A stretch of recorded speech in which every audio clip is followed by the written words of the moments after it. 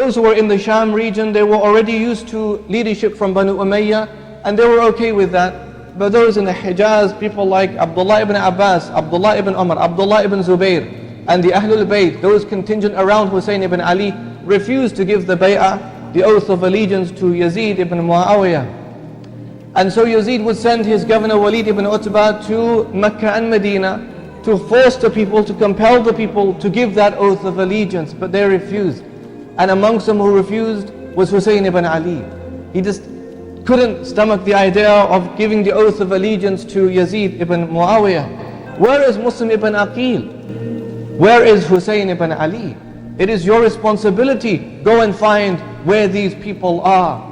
He discovers Muslim ibn Aqil is in the quarter of Al-Asadi and in the quarter of Hani ibn Urwa. And he goes back and he reports to Ubaydullah ibn Ziyad that this is where Muslim ibn Aqil is. On one particular day, Ubaydullah ibn Ziyad, so he sends a big contingent of people with weapons, and they go to that house of Hani ibn Urwa, and they encircle it, and they want Muslim ibn Aqil to be taken prisoner. When they go in, they discover that Muslim ibn Aqil is not there, but the one who is there is Hani ibn Urwa himself, and they take him prisoner. When Muslim ibn Aqil discovers that Hani ibn Urwa has been taken prisoner, he now puts his people to the test. Here you are, O people of Kufa, with your claims of support and your claims of allegiance and your claims of power and support and everything else. And here is one of our loyal supporters who has been taken prisoner. He says, I need your help. We will march to the palace of Ubaydullah ibn Ziyad and we will request for Hani ibn Urwa to be released. We will make that request. And 4,000 people joined him. And they said, that's a good idea. And so he takes that force with him. Ibn Ziyad petitions the tribal leaders, the elders. Go and tell the people. Tell the fathers to dissuade their sons. Tell the mothers to dissuade their sons. And so the fathers are now saying things like, listen, there are enough people with Muslim ibn Aqil. You don't have to put your neck on the line. In the morning, he left with a big contingent of 4,000 people. But that number began to reduce. By the afternoon, it was around 400. By Maghrib time, it was 30. He led 10 people in Salah. By the time the prayer was finished, there was no one behind.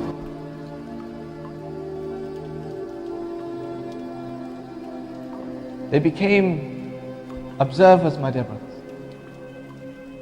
Muslim ibn Aqil is by himself in the streets of Kufa, and all of his supporters have deserted him. What does he do? He walks around. He's trying to evade people like the authorities, if you want to call them that, who want him to be taken to Ibn Ziyad. He finds one home. He knocks on the door. An old woman answers the door, and he simply says, I'm very thirsty. I need water. Is there any water for a guest, please? And so she brings him in and she gives him some water, and she asks or inquires about him, and she realizes this is Muslim ibn Aqil, and she's overjoyed that we have someone in our home from the family of the Prophet sallallahu alaihi wasallam. And she was so eager for her son to return home so she could share the good news with her son. We have someone in our home from the family of the Prophet sallallahu alaihi wasallam, not knowing, of course, her son was treacherous. For when that son did come home and she shared that great news with him, the son had one thing in my mind. You wait till the morning, I will be first thing out of bed, and I will run to the fort of Ubaydullah ibn Ziyad, and I will inform him where Muslim ibn Aqil is, and I will take a payment for that. Muslim ibn Aqil was there. Ubaydullah ibn Ziyad sent a very, very big force of people, and they encircled that house of that woman, and he was brought out and he was arrested and he was taken to the fort of Ubaydullah ibn Ziyad on the 9th of Dhul Hijjah, that Ibn Ziyad executed both Hani ibn Urwa and Muslim ibn Aqil and decapitated them. Husayn ibn Ali has no idea what's happening in Kufa. But before Muslim ibn Aqil had been arrested, he did write a letter back. The people of Kufa, they lied to me and they lied to you. And he's telling him, don't come. But he never receives that letter. He leaves for Kufa on the 8th of Dhul Hijjah. And Muslim ibn Aqil and Hani ibn Urwa are killed on the 9th of Dhul Hijjah.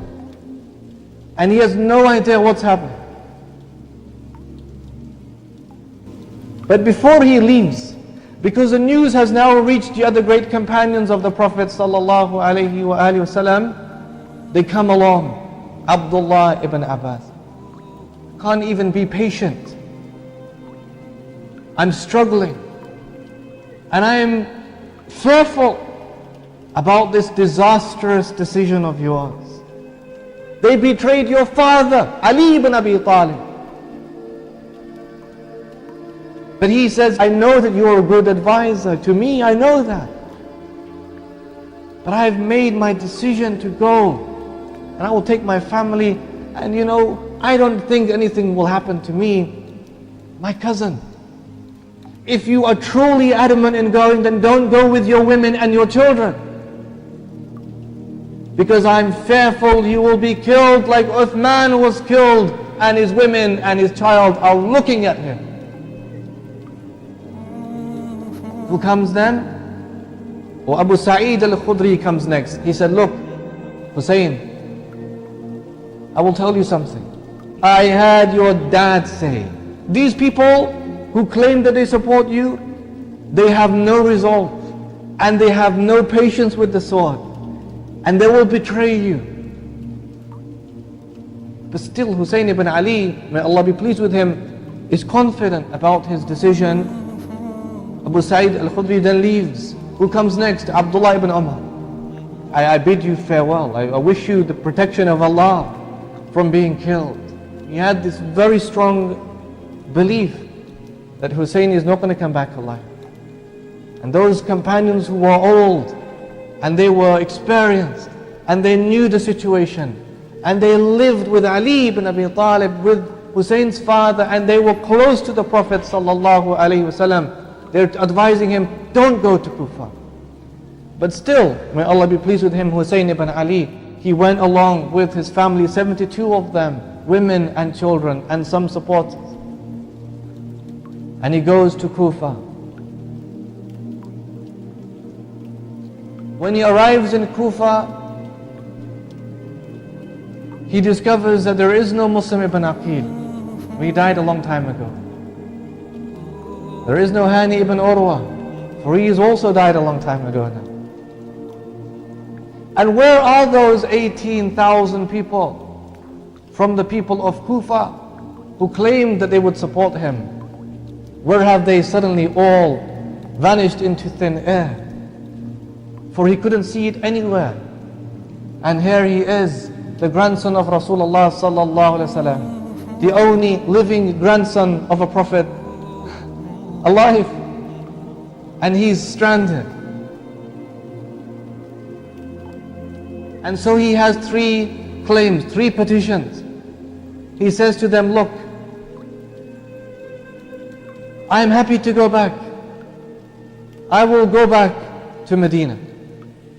Or I will fight fi sabilillah in one of the frontier lands of Islam, and I will die like that, killed shaheed by the permission of Allah. Or allow me to go to Yazid himself, and I will petition my claim to him.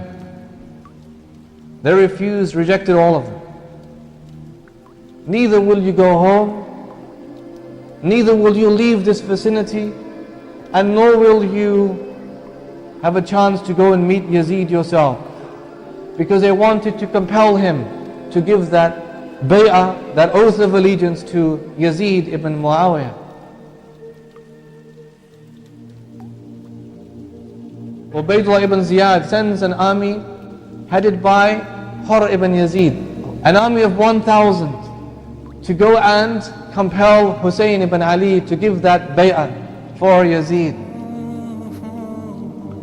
Hur ibn Yazid, he was made of a different kind of substance. For indeed, when he went to Husayn ibn Ali, he kind of kept a distance from him. He tried his best not to get too close to him. He would follow him. If he went right, he went right. If he went left, he went left. But still, he would keep a bit of a distance from him. Until he spoke and said, "Oh Husayn, do not make Allah test me with the family of Muhammad sallallahu alaihi wasallam. Do not make Allah test me with the family of Muhammad sallallahu alaihi wasallam." Husayn ibn Ali says, "May your mother be bereaved of you." Hur ibn Yazid says, "You know, if it was anyone other than you, I would have taken revenge against you. But what can I say about your mother when she is Sayyidatu Nisa'il Alameen? Fatima bint Muhammad sallallahu alaihi wasallam, when she is the leader of the women. What can I say about your mother?"